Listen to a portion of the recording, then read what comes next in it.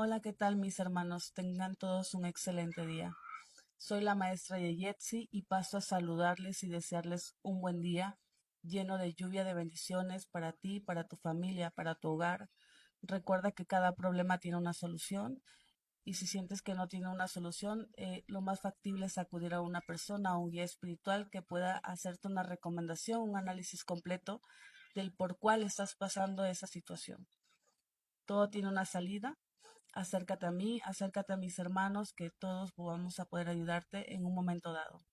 Te envío bendiciones y estoy muy feliz y muy contenta de decirles que yo los saludo desde la hermosa ciudad de Cuernavaca, la eterna primavera.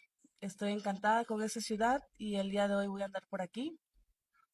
Yo espero tener seguidores de aquí y si me ven, igual me saludan, que yo con gusto los voy a poder atender. Les mando muchas bendiciones, la maestra Yeyetsi.